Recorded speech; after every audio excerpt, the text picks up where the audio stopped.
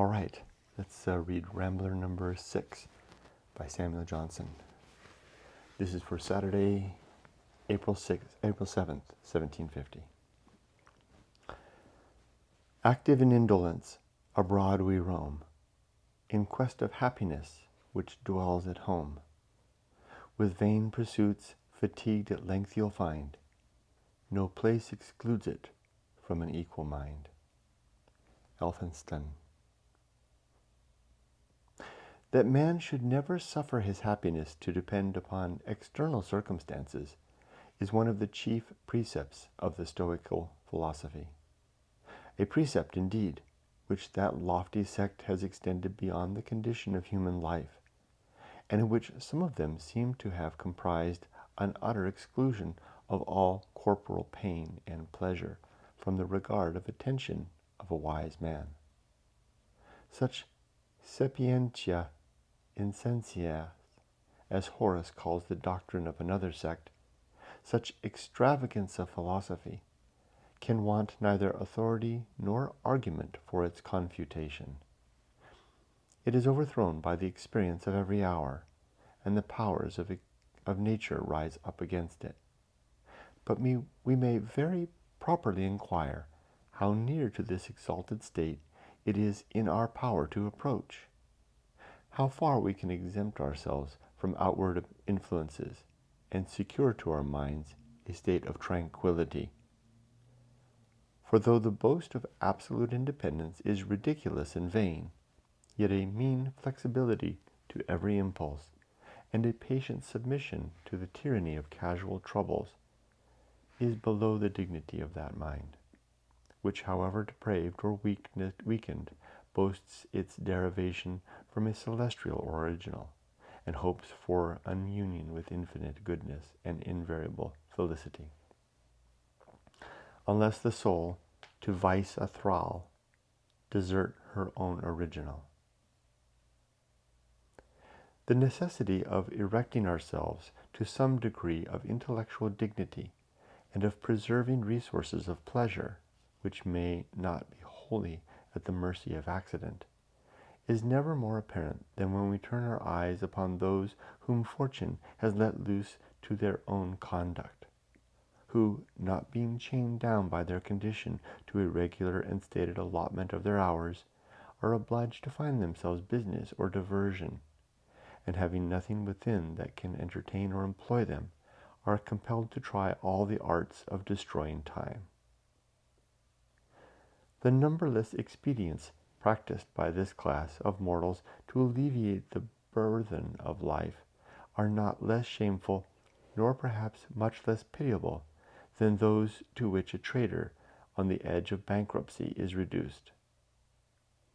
I have seen melancholy overspread a whole family at the disappointment of a party for cards, and when, after the proposal of 1,000 schemes, and of dispatch of the footman upon 100 messages, they have submitted with gloomy resignation to the misfortune of passing one evening in conversation with each other, on a sudden. Such are the revolutions of the world. An unexpected visitor has brought them relief acceptable as provision to a starving city, and enabled them to hold out till the next day. The general remedy of those who are uneasy without knowing the cause is change of place. They are willing to imagine that their pain is the consequence of some local inconvenience, and endeavor to fly from it as children from their shadows, always hoping for some more satisfactory delight from every new scene, and always returning home with disappointment and complaints. Who can look upon this kind of infatuation without reflecting on those that suffer under the unreadful symptoms of canine madness, termed by physicians the dread of water? These miserable wretches, unable to drink, though burning with thirst, are sometimes known to try various contortions or inclinations of the body, flattering themselves that they can swallow in one posture that liquor which they find in another to repel their lips. Yet such folly is not peculiar to the thoughtless or ignorant, but sometimes seizes those minds which seem most exempted from it, by the variety of attainments, quickness of penetration, or severity of judgment. And indeed, the pride of wit and knowledge is often mortified by finding that they confer no security against the common errors which mislead the weakness and meanness of mankind. These reflections arose in my mind upon the remembrance of a passage in Cowley's preface to his poems, where, however exalted by genius and enlarged by study, he informs us of a scheme of happiness to which the imagination of a girl upon the loss of her first lover could have scarcely given way, but which he seems to have indulged till he had totally forgotten its absurdity, and would probably have put in execution had he been hindered only by his reason. My desire, says he, has been for some years past, though the execution has been accidentally diverted, and does still vehemently continue, to retire myself to some of our American plantations, not to seek for gold, or enrich myself with the traffic of those parts, which is the end of most men that travel thither, but to forsake this world forever, with all the vanities and vexations of it, and to bury myself there in some obscure retreat, but not without the consultation of letters and philosophy. Such was the chimerical provision which Cowley had made in his own mind for the quiet of his remaining life, and which he seemed to recommend to posterity, since there is no other reason for disclosing it. Surely no stronger instance can be given of the persuasion that contest was the inhabitation of particular regions, and that a man might set sail with a fair wind and leave behind him all his cares, encumbrances, and calamities. If he traveled so far with no other purpose than to bury himself in some obscure retreat, he might have found in his own country innumerable coverts sufficiently dark to have concealed the genius of Cowley. For whatever might be his opinion of the importunity with which he might be summoned back into public life, a short experience would have convinced him that privation is easier than acquisition, and that it would require little continuance to free himself from the intrusion of the world. There is pride enough in the human heart to prevent such desire of acquaintance with a man by whom we are sure to be neglected.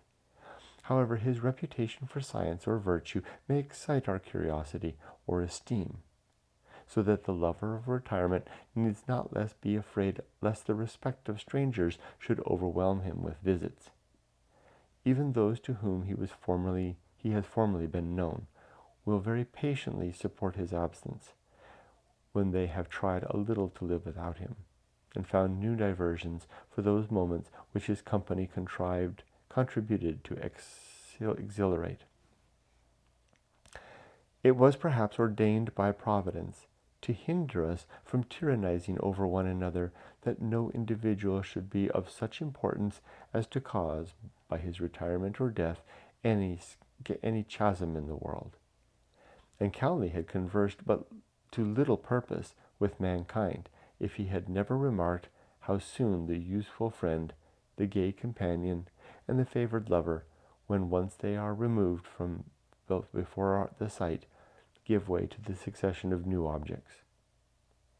The privacy, therefore, of his hermitage might have been safe enough from violation, though he had chosen it within the limits of his native island. He might have found here preservatives against the vanities and vexations of the world, not less efficacious than those which the woods and fields of America could afford him. But having once his mind embittered with disgust, he conceived it impossible to be far enough from the cause of his uneasiness, and was posting away with the expedition of a coward, who, for want of venturing to look behind him, thinks the enemy perpetually at his heels. When he was interrupted by company or fatigued with business, he so strongly imaged to himself the happiness of leisure and retreat that he determined to enjoy them for the future without interruption, and to exclude forever all that could deprive him of his darling satisfaction. He forgot in the vehemence of desire that solitude and quiet owe their pleasure to those miseries which he was so studious to obviate. For such are the vicissitudes of the world, through all its parts, that day and night, labor and rest, hurry and retirement, endear each other. Such are the changes that keep the mind in action. We desire, we pursue, we obtain, we are satiated, we desire something else and begin a new pursuit. If he had proceeded in his project and fixed his habitation in the most delightful part of the new world, it may be doubted whether his distance from the vanities of life would have enabled him to keep away the vexations. It is common for a man who feels pain to fancy that he could bear it better in any other part. Cowley, having known the troubles and perplexities of a particular condition, readily persuaded himself that nothing worse was to be found, and that every alteration would bring some improvement. He never suspected that the cause of his unhappiness was within, that his own passions were not sufficiently regulated, and that he was harassed by his own impatience, which could never be something without something to awaken it, would accompany him over the sea and find its way to his American Elysium. He would, upon the trial, have been soon convinced that the foundation of content must spring up in the mind, and that he who has so little knowledge of human nature as to seek happiness by changing anything but his own dispositions will waste his life in fruitless efforts and multiply the griefs which he purposes to remove. Footnote. See Dr. Johnson's Life of Cowley, Volume 9, pages 10 to 16. Wow, a very sober reminder that peace is to be found in the tempering of our own internal machine, the desires, the expectations, the recognition of what is and what is not within our control. And also to keep in mind that relief needs something to have been relieved from. That this very day's challenges, the difficult climb through the day, one task after another, challenging meetings perhaps, issues to address, unexpected events, the things that make the workaday world and the living world itself, but mainly the working world, the engaged world, the being part of it all. That provides the theater and the environment in which we can do better, in which we can be challenged, in which we can, and when we've had enough, to which we can fly for some relief off to Catalina Island for a weekend across the channel, or to maybe a resort spa for hot tubs and an onsen, or maybe just a quiet evening, a weekend, a long weekend, a 3-day weekend of relief. But to think that we can fly from these things utterly and to find an absolute peace, that is probably folly, as Cowley would like to go across the Atlantic to the Americas, to some remote plantation there to have that peace, when probably he could have it in his own community.